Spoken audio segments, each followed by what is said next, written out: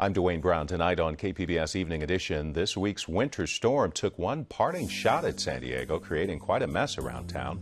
We'll tell you how much rain fell.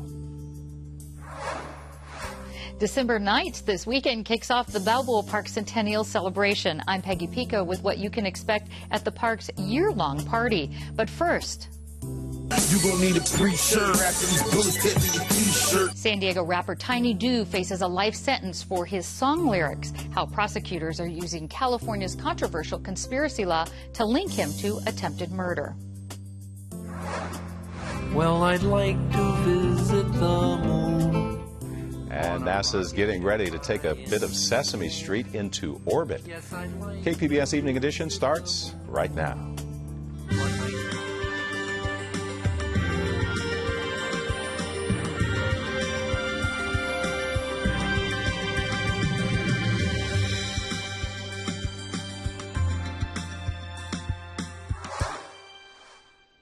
Hi, good evening. Thanks for joining us. Our winter storm has moved on, but it's caused some early morning havoc around San Diego with a huge downpour around 4 that might have woken you up. It sent the San Diego River surging up to nearly 7 feet in Mission Valley. One man had to be rescued when he got swept away by floodwaters near the Fashion Valley Mall. And the parking lot at Qualcomm Stadium got flooded after a levee breached nearby. Stadium officials say they'll have it cleaned up by game time Sunday. Over in Mission Hills, the rain turned Torrance Street into a lake. Cars in a garage were almost totally submerged. Check that out. One driver climbed in through the back so he could get his car out. Probably dumped about 5, 6, maybe even more gallons out of my floorboards with a small paper cup. Do what you can. Try to, it's an emergency, scramble and fix whatever you can. Of course, our mountain areas got the most rainfall, more than 5 inches in Birch Hill near Palomar Mountain, and more than 3 inches on the mountain itself. The rainfall reading at Lindbergh Field was about 2.5 inches. Santee in the East County, Chula Vista, and Encinitas up north all got just over an inch. As usual, after a storm, County Health Department puts out a contamination alert for our southern coast. The warning goes from the U.S.-Mexico border up to Imperial Beach. The rain has driven contaminated water from the Tijuana River, but storm runoff is also a concern for the rest of the coast. Signs are up in the affected areas tonight. We got a lot of rain overnight, but more than 99% of the state is still under drought conditions. Here's the latest map from the National Drought Monitor. Now, this map only has data up until Tuesday of this week, so it doesn't show the effects of the storm over the past couple of days. Climate experts say we need a consistent pattern of storms to get out of the drought. The battle over immigration continues. Congressional Republicans passed a bill today to register their opposition to President Obama's executive action plan. Those actions would shield millions of immigrants from being deported. Today's bill is a symbolic measure, but GOP lawmakers say they want to send the president a message. There is a rule of law. You need to start enforcing that law. We came together as a House just a few months ago and passed a border security bill. Say, let's actually get back to the rule of law and protecting our nation's borders. This is just another distraction when what we need are real solutions. There are real families at stake who need real immigration reform. American businesses need it. Our communities need it. If Republicans are unhappy that the president acted, there is still an option for them. Legislate. Both sides agree today's bill won't pass the Senate, and President Obama's already threatened to veto. The bigger fight may still be ahead. Immigration hardliners are pushing to use spending bills to block the actions. Today, the Pentagon officially released its latest report on sexual assault in the military. Last night, of course, we told you it showed an 8% increase in reports. Today, Defense Secretary Chuck Hagel says 60% of the women who filed reports said they faced retaliation. About 19,000 service women and men reported unwanted sexual contact in the military in the last year. LA's police chief says 3 of his officers violated use of force rules when they shot and killed an Oceanside man after a high-speed chase last year. 51-year-old Brian Beard was shot 15 times by 3 officers. Chief Charlie Beck says while the officers claim they were in fear for their lives, the evidence doesn't support their account. Beck says he can't comment on what might happen to the officers. The Justice Department is investigating another police-involved death, this one in New York. A second night of protests is underway right now after a grand jury cleared the officer involved. Ted Shaffrey of the Associated Press has the latest. Our streets! Our streets! Our streets! A day after protesters took to the streets, some shutting down New York's West Side Highway and filling Grand Central Station, the outrage continues. On Wednesday, a Staten Island grand jury decided not to bring charges against a white officer who held an unarmed black man in a chokehold during an arrest in July. The man, Eric Garner, died. I'm determined to get justice for my husband because he shouldn't have been killed in that way. He shouldn't have been killed in any way. Garner's friends say they were not optimistic when they heard a grand jury was hearing the case. What's so sad right now is that before this verdict even came out, everyone knew what the verdict was going to be. The Patrolmen's Benevolent Association agrees with the grand jury decision not to indict.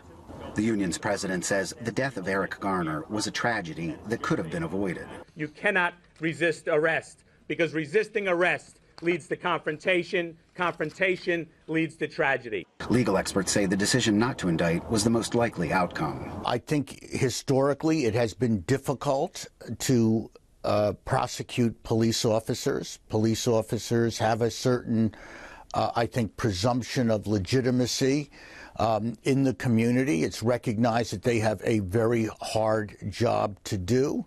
Civil rights leaders are pushing for reform at the federal level. We want the Justice Department and the federal government to deal with the fact that the grand jury systems on a state level are broken. The Justice Department has launched an investigation into Garner's death and continues its investigation into the death of Michael Brown, an unarmed black man shot dead by a white police officer in Ferguson, Missouri. One big difference between the two cases, Garner's case was caught on cell phone video, and in that video he repeatedly says, "I can't breathe." Ted Shaffrey, Associated Press, Staten Island, New York. The state attorney general is reviewing an appeals court decision striking down a California law requiring police to collect DNA from felony suspects. The court says it's a violation of the state ban on unreasonable search and seizure. A San Diego rapper was in court today awaiting trial over his latest album. Peggy Pico explains why the case is raising eyebrows. Brandon Duncan is a 33-year-old rapper who goes by the name of Tiny Do. You gon' need a pre-shirt after these bullets hit me your t-shirt. He's one of 14 San Diego men charged in connection with a string of shootings. Although prosecutors say that Duncan did not participate in the alleged crimes, the DA says his song lyrics promote violence and make him guilty of gang conspiracy under a California law. Here with a look at the law being invoked for the first time in San Diego is my guest, attorney and legal analyst Dan Eaton. Welcome back. Thank you, Peggy. Now, Dan, what are the charges against Brandon Duncan? Look, there are 9 charges against Mr. Duncan related to gang-related shootings, and they are brought under Penal Code Section 182.5, which was enacted by the voters in 2000. And it basically says, look, if you're an active gang member and you have general knowledge of gang activities and you benefited in some way, you can be guilty of felonies, particular felonies that the gang committed. So let's talk about these specific elements that prosecutors are saying applies to Duncan. How do they say that he's benefiting from this? Well, of course, that's the critical question, isn't it? He is what his attorney called in an interview a gangsta rapper. And he had a particular CD called No Safety with a revolver on the cover of the CD. He says, look, this has elevated his stature as a gangster rapper, and that's enough of a benefit under this statute to make him guilty of these shootings, even if he had no knowledge of them, as long as he had general knowledge of the gang's activities. But they're talking about him benefiting. How would he have benefited? Because he, I understand, I've read, he made no extra sales on his album because of this. Well, let's be clear. We are not talking about monetary benefit. We are talking about the elevated stature that he enjoyed. The fact that his gang doing these felonious activities, the murder and so forth, gives him a greater street cred in the community and makes him a tougher dude. I'm sorry if my slang is outdated, but it works. But nonetheless, the point is that it makes him a tougher guy, and therefore makes the potential for him to gain wider renown as a gangster rapper.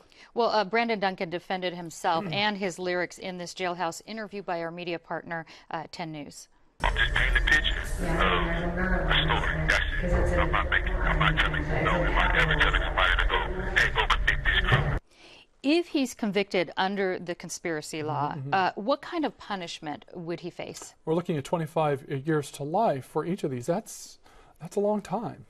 Has California Supreme Court ruled on cases like this where artistic expression and criminal punishment are linked? Well, it's interesting. They have also ruled on this particular statute in 2013, but in 2004 there was a case of In re George T. involving a juvenile who made some poems that he shared with classmates, and the classmates took them as some sort of a threat of a school shooting, and the California Supreme Court said no, they were too vague. There was not enough under the criminal conspiracy statute to convict this young man.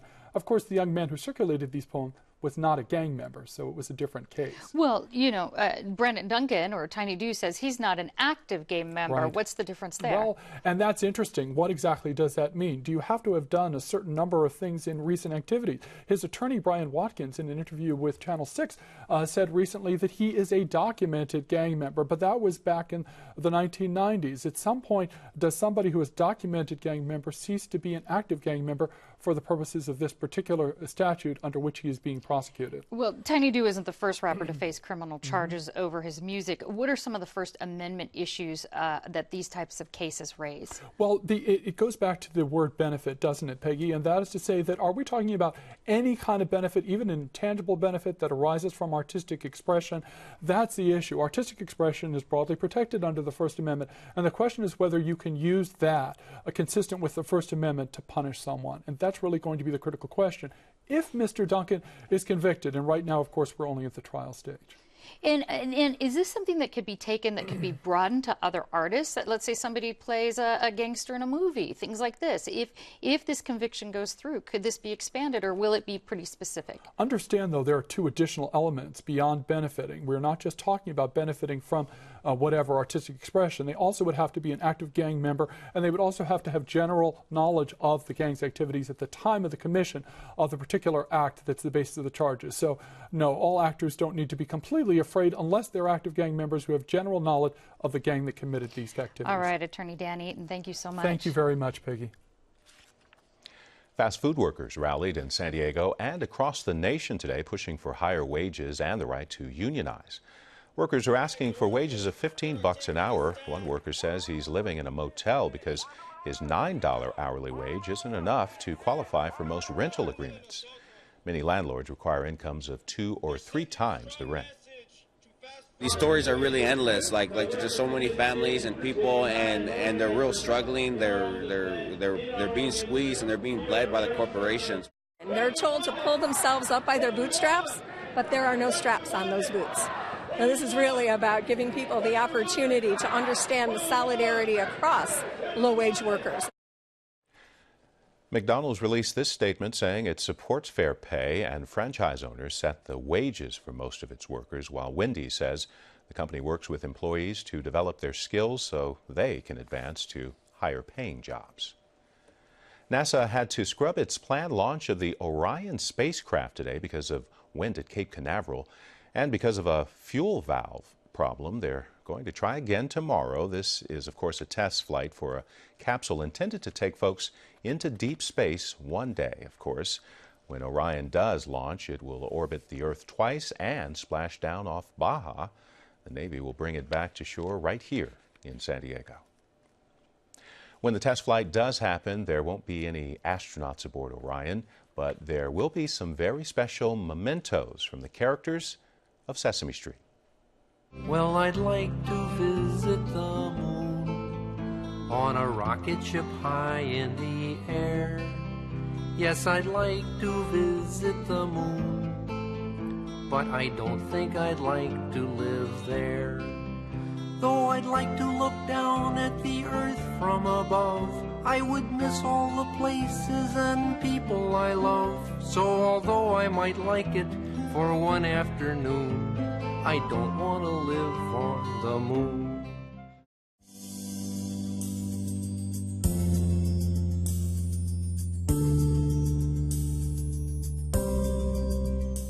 The intersection of Imperial and Euclid Avenues in San Diego's Lincoln Park neighborhood is sometimes called the Four Corners of Death because it's seen a lot of homicides. But tomorrow night, the Urban Collaborative Project is taking over the space with an event called Taste of Four Corners, featuring food trucks, restaurants, and musicians. Organizers say they want to support local businesses and build community. Sometimes the only thing you hear about Southeast San Diego are the negative things. So the people in the community want to share with the rest of San Diego the good things that we have to offer here. Taste of Four Corners runs from 5 until 7 tomorrow night at the southwestern corner of Imperial and Euclid.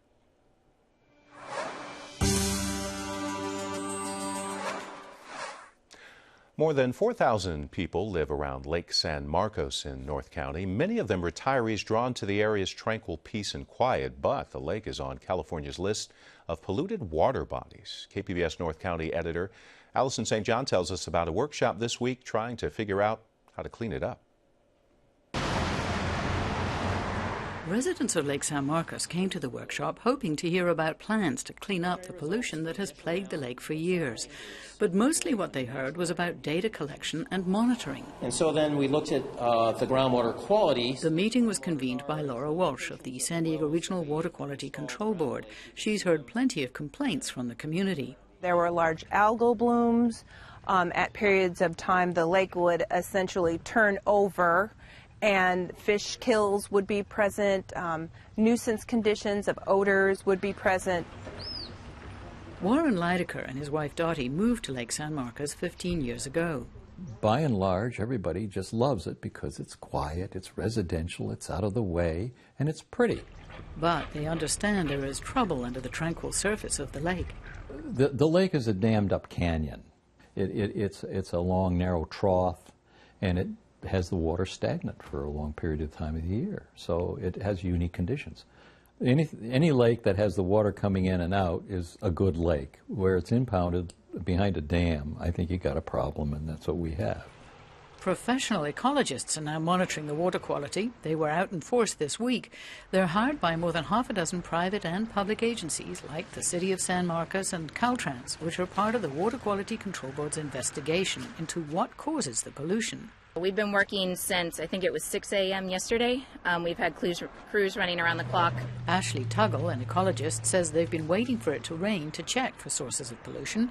The San Marcos Creek that empties into the lake is part of an enormous watershed that covers more than 40 square miles. So when it washes down to the system, you're going to get the shock of nutrients and contaminants into the system, and we want to see what's going on with that, because that represents a major pollutant into the lake.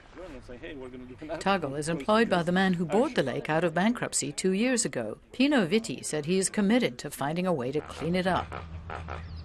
What I would prefer are cost-effective measures, obviously, but also measures that preserve the environment and the lake and the beauty for its residents. There is no current plan to dredge any portion of the lake.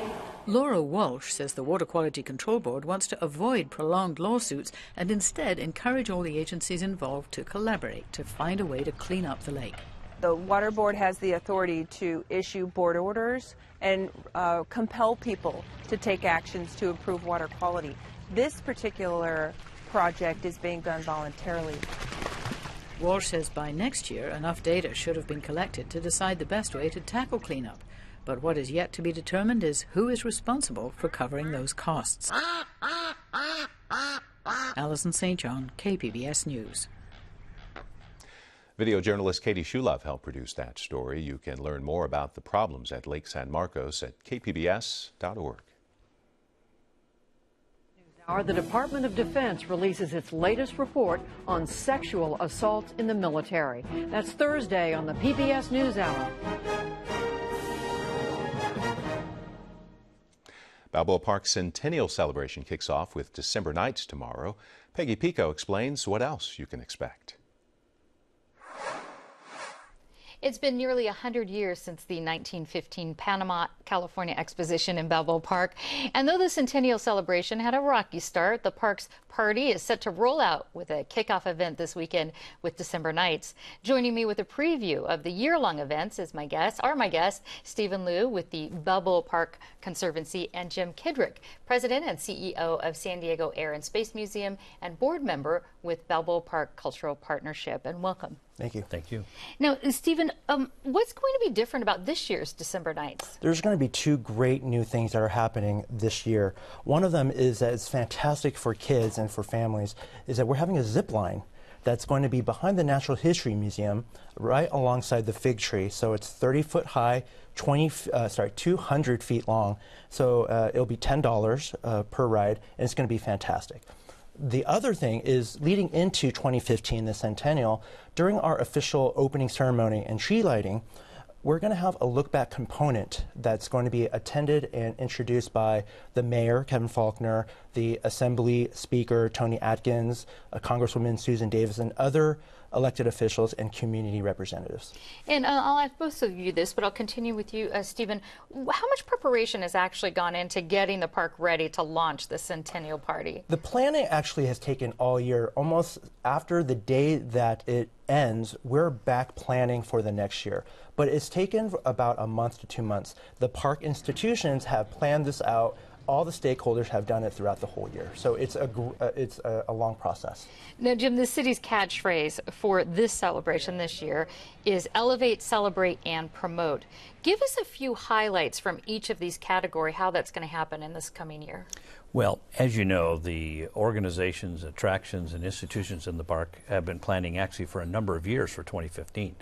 So they've all stepped up their internal exhibits to provide something very, very special. So we're ready in every one of those categories. And,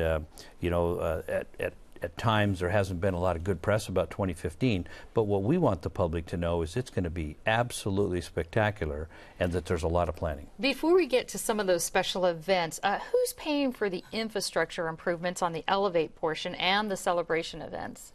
Well, it's a combination of the city and certainly those people who want to donate and invest in the park. There are many, many projects because we're a little bit behind in our infrastructure improvements, but the Conservancy and other organizations are working on that. And Stephen, you're fundraising as well? We are. One of the big projects that we're doing next year is that we're doing the rehabilitation and the enhancement of the botanical building. That is one project out of so many that need to be done. So we'll be fundraising alongside other stakeholders to do projects just like that. All right, and let's talk about some of these special events. Tell us, first of all, as far as some of the exhibits and things like that that we might be seeing being rolled out over the next year. Well, certainly an example at the Air and Space Museum, we're going to have To the Extreme Math Alive, which will open in early 2015, as well as you're aware of the King Tut over at the Natural History Museum. The Museum of Man is opening up the California Tower for tours, which is the first time in many, many, many, many years. So we're excited about a number of things that are going to go on. And Jim, there's going to be a New Year's Eve celebration as well. Tell us about that. Well, the Organ Society is going to have a concert basically on December 31st, and it will, in a weird sort of way, even though we have the bookends, opening and closing of December Nights, it's really going to kind of kick off that entire year as we always do on New Year's Eve. Well, Stephen, let's talk about this kickoff for December Nights for the celebration. It's crowded. It's traditionally crowded. Exactly. Have there been any improvements in the park as far as parking, bathrooms, how people travel to and from the event? Well, as you know, like you said, that there are a lot of people that are going to be there. About 300,000 people are expected to visit for the two-day event. We do a very good job with having enough parking.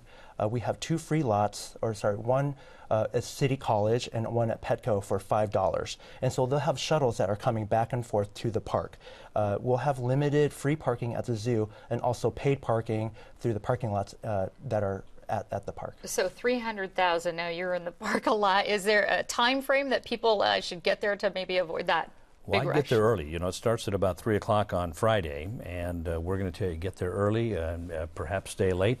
All of the many attractions in the park are going to be ready. We're going to be open and free and ready to go with a number of activities right inside. We'll have Santa Claus and, you know, choral, you know, and all sorts of activities. All right, Jim Kidrick and Stephen Liu, thank you so much. Thank you very much. Thank you. We are getting a bit of a breather from the rain. Coastal areas will even get a bit of sunshine tomorrow. Temperatures upper 60s, low 70s. But remember, Health Department is warning about contaminated runoff at the beaches from the rain. For the inland valleys, upper 60s, low 70s, a bit more clouds over the weekend. And a mix of sun and clouds for the mountain areas. Temperatures there, upper 50s. As for the desert, mid to upper 70s with a mix of sun and clouds. Let's recap our top stories now. The end of the rain means a chance to clean up in Mission Valley. The San Diego River rose to nearly 7 feet today, flooding the streets. One man had to be rescued when he got swept away by floodwaters near Fashion Valley. He wound up clinging to a branch and was in the water for about 10 minutes. Fast food workers rallied in San Diego and about 200 other cities across the country. They're pushing for a raise to $15 an hour, and they want the right to join a union. And tomorrow morning, NASA will try again to launch its Orion spacecraft. Today's planned launch got scrubbed because of the wind and a technical problem. NASA is testing a capsule intended for deep space flights. You can find tonight's stories on our website, kpbs.org/evening edition. Have a great night.